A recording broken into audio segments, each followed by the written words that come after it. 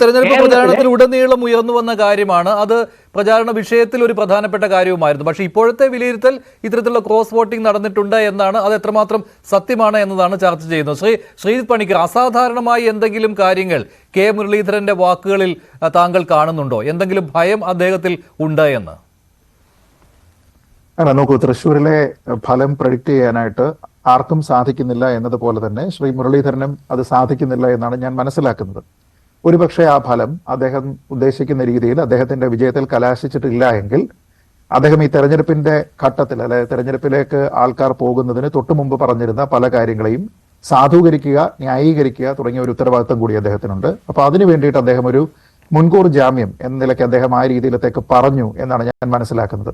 അത് ഞാൻ പറയുന്നതിനുള്ള പ്രധാനപ്പെട്ട കാരണം, തെരഞ്ഞെടുപ്പിന്റെ പല ഘട്ടങ്ങളിൽ ശ്രീ മുരളീധരൻ പറഞ്ഞിരുന്ന പ്രസ്താവനകൾ മാത്രം നോക്കിയാൽ മതി.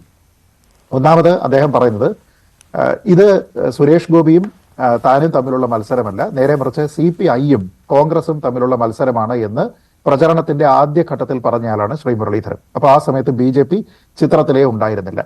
അവസാനം തെരഞ്ഞെടുപ്പിന്റെ ഘട്ടമാകുന്ന സമയമായപ്പോഴേക്കും അദ്ദേഹം CPIയെ ചിത്രത്തിൽ നിന്ന് മാറ്റിയതിനു ശേഷം ഇത് താനും സുരേഷ് ഗോപിയും നേരിട്ടുള്ള പോരാട്ടമാണ്, അല്ലെങ്കിൽ കോൺഗ്രസും BJPയും തമ്മിലുള്ള മത്സരമാണ് എന്ന രീതിയിലത്തേക്ക് അദ്ദേഹം പറഞ്ഞു. എന്ന് വെച്ചാൽ ഗ്രൗണ്ട് റിയാലിറ്റി എന്ന് പറയുന്നത് സുരേഷ് ഗോപിക്ക് ഒരു പക്ഷേ അനുകൂലമായിട്ട് വരുന്നുണ്ട് എന്ന രീതിയിൽ അദ്ദേഹം മനസ്സിലാക്കിയിട്ടുണ്ട് എന്നാണ് അതിന്റെ കാര്യം. ഇനി അദ്ദേഹം പറഞ്ഞിരിക്കുന്ന ആ ഒരു വാക്കിനെ നമ്മൾ അതിനെ മുഖവിലേക്ക് എടുക്കുകയാണ് എങ്കിൽ, രണ്ടുപേർ തമ്മിലുള്ള നേരിട്ടുള്ള പോരാട്ടമാണ്, മൂന്നാമത്തെ ആളിന് അവിടെ യാതൊരു വിധത്തിലുള്ള സാധ്യതയുമില്ല എങ്കിൽ ഈ രണ്ടുപേരിൽ ആരും ജയിക്കാം, അങ്ങനെയാണല്ലോ. അല്ലെങ്കിൽ ഈ 3 പേരിൽ ആരും ജയിക്കാം എന്ന് പറയണം. രണ്ടുപേർ തമ്മിലുള്ള ഫേസ് ടു ഫേസ് പോരാട്ടമാണ് എന്ന് പറഞ്ഞാൽ അതിനർത്ഥം ശ്രീ മുരളീധരൻ ജയിക്കാം, അതേപോലെ ശ്രീ സുരേഷ് ഗോപിയും ജയിക്കാം എന്ന് തന്നെയാണ്. അപ്പൊ നാളെ റിസൾട്ട് വരുന്ന സമയത്ത് BJP സ്ഥാനാർത്ഥി സുരേഷ് ഗോപി ജയിക്കുകയാണ് എങ്കിൽ ശ്രീ മുരളീധരന് എന്തു പറഞ്ഞ് ന്യായീകരിക്കാൻ കഴിയും? അദ്ദേഹം തന്നെ പറഞ്ഞിട്ടുണ്ട് നേരിട്ടുള്ള പോരാട്ടമാണ്.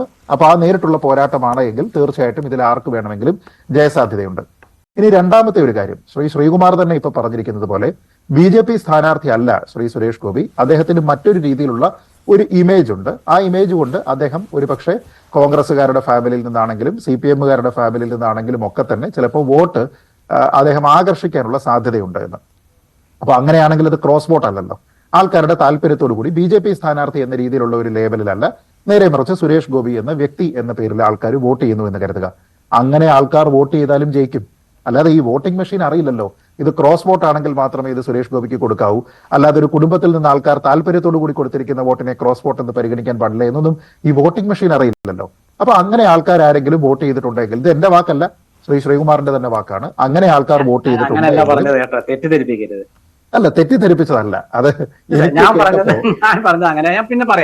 ക്രോസ് വോട്ടിംഗ് എന്ന് പറയുമ്പോൾ പറഞ്ഞു ജയിക്കുന്ന വോട്ടുകളാണല്ലോ ഇപ്പോൾ. സുനിലിന് കൊടുക്കേണ്ട അത് സുരേഷ് ഗോപിക്ക് നൽകിയാൽ മതി എന്ന് CPMക്കാർ നിർദ്ദേശം കൊടുക്കുന്നു. അതനുസരിച്ച് രഹസ്യമായിട്ട് ഈ നിർദ്ദേശം താഴെത്തട്ടിലേക്ക് പോകുന്നു, അത് നടപ്പാക്കുന്നു. അങ്ങനെയാണല്ലോ ക്രോസ് വോട്ടിംഗ് വരുന്നത്. അതാണല്ലോ പുള്ളി ഉദ്ദേശിച്ചത്. അങ്ങനെ ഗുരുവായൂരിലും നാട്ടികയിലും സംഭവിച്ചിട്ടുണ്ടെന്ന്. അദ്ദേഹം ഗുരുവായൂരും നാട്ടികയും എടുത്തു പറയുന്നത് അവിടെ കൂടുതലായിട്ട് നടന്നിട്ടുണ്ട് എന്ന അർത്ഥത്തിലാണ്. അത് വെച്ച് മറ്റിടങ്ങളിൽ ഇല്ല എന്ന് അദ്ദേഹം ഉദ്ദേശിക്കുന്നുമില്ല, മറ്റിടങ്ങളിലും ഉണ്ട് എന്ന് തന്നെയാണ്. ശരിയാണ്, ആ രീതിയിലൊന്നും വരണമെന്നില്ല. ഞാൻ പറയുന്നത് എന്തുകൊണ്ടാണ് ശ്രീകുമാർ ഇവിടെ സുരേഷ് ഗോപി BJP സ്ഥാനാർത്ഥി എന്ന പരിവേഷത്തിൽ നിന്ന് മാറ്റി അദ്ദേഹത്തിനെ പറയുന്നത് എന്തുകൊണ്ടാണ്? അദ്ദേഹത്തിന്റെ സ്വീകാര്യത കൊണ്ടാണ്. BJP രാഷ്ട്രീയം എന്ന നിലയ്ക്ക് ആർക്കെങ്കിലും ഒരു BJP സ്ഥാനാർത്ഥിയെ, ട്രഡീഷണൽ ആയിട്ട് ഒരു BJP സ്ഥാനാർത്ഥിയെ കാണുന്ന രീതിയിലത്തേക്ക് BJP രാഷ്ട്രീയത്തിനെ കാണാനായിട്ട് സുരേഷ് ഗോപി എന്ന് പറയുന്ന ഒരു സ്ഥാനാർത്ഥിയിൽ കഴിയുന്നില്ല എന്ന് വെച്ച് കഴിഞ്ഞാൽ അതിന്റെ അർത്ഥം എന്താണ്? അദ്ദേഹം മറ്റേതൊക്കെയോ തരത്തിൽ സ്വീകാര്യനാണ് എന്നാണ്. എന്ന് വെച്ചാൽ അവിടെ ഈ പറഞ്ഞിരിക്കുന്ന ഒരു ക്രോസ് വോട്ട് ഇല്ല എങ്കിൽ പോലും ഓർഗാനിക് ആയിട്ട് തന്നെ കോൺഗ്രസ് ഫാമിലികളിൽ നിന്നോ അല്ലെങ്കിൽ കമ്മ്യൂണിസ്റ്റ് ഫാമിലികളിൽ നിന്നോ വോട്ട് കിട്ടാൻ സാധ്യതയുള്ള ഒരാളാണ് സുരേഷ് ഗോപി എന്നല്ലേ അതിനർത്ഥം? ശരി, അതല്ലേ ശ്രീകുമാർ അർത്ഥമാക്കുന്നത്? അങ്ങനെയുള്ള ഒരു വോട്ട് വിഹിതം സുരേഷ് ഗോപിക്ക് കിട്ടുമെന്ന്? ഞാൻ പറഞ്ഞത് അങ്ങനെയല്ല. അതായത് ഞാൻ പറഞ്ഞത് ഈ ക്രോസ് വോട്ടിന്റെ കാര്യത്തെ കുറിച്ച് മഞ്ജുഷ ചോദിച്ചപ്പോൾ ഞാൻ പറഞ്ഞത് തൃശ്ശൂരിലത്തെ ഒരു പത്രപ്രവർത്തകൻ എന്ന നിലയ്ക്ക് എന്റെ അനുഭവത്തിന് കിട്ടിയ കാര്യം, അതായത് ഒരു വീട്ടിലത്തെ ഒരാൾക്ക് ഒരു 5 കോൺഗ്രസ്സുകാരുണ്ടെങ്കിൽ അതിലൊരാൾക്ക്, അല്ലെങ്കിൽ 5 CPMകാരുണ്ടെങ്കിൽ അതിലൊരാൾക്ക് സുരേഷ് ഗോപിയോ എന്ന നടനോടൊരു താല്പര്യം വന്നാൽ ആ വോട്ട് അദ്ദേഹത്തിന് കിട്ടും. അതിലൊരു രാഷ്ട്രീയ താല്പര്യവും ഒന്നുമല്ല, താല്പര്യമാണ്. ഞാൻ പറഞ്ഞിട്ടെ ഇതാണ് ഞാൻ പറഞ്ഞത്. ഇത് മറിച്ച് BJP എന്ന് പറയുന്ന സംഘടനയെ ഇവിടെ ദുർബലമാണെന്ന് ഞാൻ സ്ഥാപിച്ചിട്ടാണ് ഞാനത് പറഞ്ഞതെന്ന് ആലോചിക്കുക. അപ്പൊ ആ വോട്ട് എന്ന് ഞാൻ പറയാൻ കാരണം തൃശ്ശൂരിലെ നേരത്തെ മഞ്ജുഷ ചോദിച്ചപ്പോൾ ഈ ക്രോസ് വോട്ടിങ്ങിനെ കുറിച്ച് പറഞ്ഞപ്പോൾ ക്രോസ് വോട്ടിംഗ് അല്ല. ഈ ക്രോസ് വോട്ടിംഗ് എന്ന് നമ്മൾ പറയുന്നത് എങ്ങനെയാണെന്ന് വെച്ചാൽ കോൺഗ്രസ്സുകാരൻ മാർക്സിസ്റ്റുകാരനും മാർക്സിസ്റ്റുകാരൻ കോൺഗ്രസിനും വോട്ട് ചെയ്യണം. ഇതല്ല, ഇത് ചില നിഗമനങ്ങൾ. അതായത് എനിക്ക് സുരേഷ് ഗോപി ഇഷ്ടമാണ്, അദ്ദേഹം ഒരു നടനാണ്, അതുകൊണ്ടൊരു വോട്ട് കൊടുക്കുന്നു. നരേന്ദ്രമോദി എനിക്ക് ഇഷ്ടമാണ്, കാരണം അദ്ദേഹം ഇങ്ങനെയൊക്കെ ചെയ്യുന്നു, അതുകൊണ്ട് വോട്ട് കൊടുക്കുന്നു. അത് BJPക്കുള്ള വോട്ടല്ല, BJPക്കുള്ള വോട്ടുമല്ല. അപ്പം നമ്മുടെ ശ്രീജിത്ത് പറയുന്നത് എന്താ വെച്ചാൽ എന്തായാലും വോട്ടല്ല എന്നുള്ളതാണ്. അങ്ങനെ കണക്ക് കൂട്ടാൻ പറ്റില്ല, അങ്ങനെ കണക്ക് കൂട്ടാൻ പറ്റില്ല. അല്ല, നോക്കൂ, ഇവിടെ രണ്ട് വ്യക്തികൾ, ശ്രീ മഞ്ജുഷ് നോക്കൂ, ശ്രീകുമാർ പറഞ്ഞിരിക്കുന്ന കാര്യത്തിലെ പൊള്ളത്തരം വളരെ വ്യക്തമാണ്. നരേന്ദ്രമോദി എന്ന് പറയുന്ന പൊളിറ്റിക്കൽ ഫിഗറിനെ താല്പര്യപ്പെട്ട ഒരാൾ വോട്ട് കൊടുത്താൽ അത് പൊളിറ്റിക്കൽ വോട്ടല്ല എന്നാണ് ശ്രീകുമാർ പറയുന്നത്. സുരേഷ് ഗോപി എന്ന് പറയുന്ന BJP സ്ഥാനാർത്ഥിക്ക് ഒരാൾ വോട്ട് കൊടുത്താൽ അതൊരു സിനിമാ നടന് കൊടുക്കുന്ന വോട്ടാണ് എന്നാണ് അദ്ദേഹം പറയുന്നത്. അതായത് ഇന്ത്യയിലെ ഏറ്റവും പ്രധാനപ്പെട്ട പൊളിറ്റിക്കൽ വ്യക്തിത്വമായിട്ടുള്ള നരേന്ദ്രമോദിക്ക് കൊടുക്കുന്ന വോട്ട്, അദ്ദേഹത്തിനെ മനസ്സിൽ കണ്ടുകൊണ്ട് ഒരാൾ ഒരു BJP സ്ഥാനാർത്ഥിക്ക് കൊടുക്കുന്ന വോട്ട് പോലും പൊളിറ്റിക്കൽ വോട്ടല്ല എങ്കിൽ പിന്നെ എങ്ങനെയാണ് ചർച്ച സാധ്യമാവുക? അങ്ങനെ വാദിക്കുന്ന ശ്രീകുമാറിനോട് എന്തു മറുവാദമാണ് എനിക്ക് പറയാൻ കഴിയുക? ഞാൻ പറയുന്നത് വളരെ ലളിതമായിട്ടുള്ള കാര്യമാണ്. ഒരു പൊളിറ്റിക്കൽ ഫാമിലി, താങ്കൾ പറഞ്ഞതുപോലെ ഒരു കോൺഗ്രസ് ഫാമിലി ആയിക്കോട്ടെ, അല്ലെങ്കിൽ ഒരു കമ്മ്യൂണിസ്റ്റ് ഫാമിലി ആയിക്കോട്ടെ, അവരെ സംബന്ധിച്ചിടത്തോളം അവരുടെ വോട്ട് എന്ന് പറയുന്നത് തൃശ്ശൂർ പോലെയുള്ള ഒരു മണ്ഡലത്തിൽ പൊളിറ്റിക്കൽ വോട്ടാണ്. ആ പൊളിറ്റിക്കൽ വോട്ട് എന്ന് പറയുന്ന രാഷ്ട്രീയ മനസ്സിലുള്ള ആൾക്കാർ സിനിമാ നടന് വോട്ട് കൊടുക്കുകയാണെങ്കിൽ ഇതേപോലത്തെ സംവിധാനം കൊല്ലത്ത് നടക്കണം. നല്ല നടനാണ് മുകേഷ്, നല്ല നടനാണ് കൃഷ്ണകുമാർ, ഇവർക്കൊക്കെ വോട്ട് കിട്ടണം. അപ്പൊ അങ്ങനെ നോക്കിക്കഴിഞ്ഞാൽ ഇവർക്കെല്ലാം ഇപ്പൊ ഈ കഴിഞ്ഞ 2 തവണയായിട്ട് കഴിഞ്ഞ തവണ 2,93,000 വോട്ടുകൾ സുരേഷ് ഗോപി നേടിയപ്പോൾ അത് രാഷ്ട്രീയ വോട്ടുകൾ എന്ന് പറയുവാൻ പറ്റുകയില്ലല്ലോ. BJPക്ക് അല്ല, അവിടെ ഒരു വ്യത്യാസമുണ്ട്. ആ വ്യത്യാസം എന്ന് പറഞ്ഞാൽ സുരേഷ് ഗോപി എന്ന് പറയുന്ന വ്യക്തി ചെയ്യുന്ന കാര്യങ്ങളാണ്, അവിടെ നടനല്ല. അവിടെയാണ് വ്യത്യാസം. ശ്രീകുമാർ അതൊരു നടനാണ്, നല്ല നടനാണ് എന്ന രീതിയിലാണ് കാണുന്നത്. അങ്ങനെയല്ല. അങ്ങനെയാണെങ്കിൽ നമുക്ക് മോഹൻലാലിനെയോ അമിതാഭ് ബച്ചനെയോ നിർത്തിയാൽ മതിയല്ലോ. അങ്ങനെയല്ല. ഇവിടെ സുരേഷ് ഗോപി എന്ന് പറയുന്ന വ്യക്തി അദ്ദേഹത്തിന്റെ സ്വന്തം നിലയ്ക്ക് പോലും ചെയ്യുന്ന ജീവകാരുണ്യ പ്രവർത്തനങ്ങളുണ്ട്, അദ്ദേഹത്തിന്റെ ഇടപെടലുകളുണ്ട്. ആ കാര്യങ്ങളോട് ആൾക്കാർക്ക് ഒരു താല്പര്യമുണ്ടെങ്കിൽ അത് പൊളിറ്റിക്കൽ എന്ന് കരുതണ്ട, പക്ഷെ സാമൂഹ്യമായിട്ടുള്ള അദ്ദേഹത്തിന്റെ ഒരു കമ്മിറ്റ്മെന്റിന്റെ പേരിൽ കിട്ടുന്ന വോട്ടാണ്. ആ വോട്ടിനെ ഒരു നടന് കിട്ടുന്ന വോട്ട് എന്ന് പറയാൻ പറ്റില്ല. അങ്ങനെയാണെങ്കിൽ മുകേഷിന് കിട്ടണം, അങ്ങനെയാണെങ്കിൽ കൃഷ്ണകുമാറിന് കിട്ടണം. എങ്ങനെയാണ് സുരേഷ് ഗോപിക്ക് ഇപ്പോൾ ഒരു പ്രത്യേകത ഉണ്ടാവുക?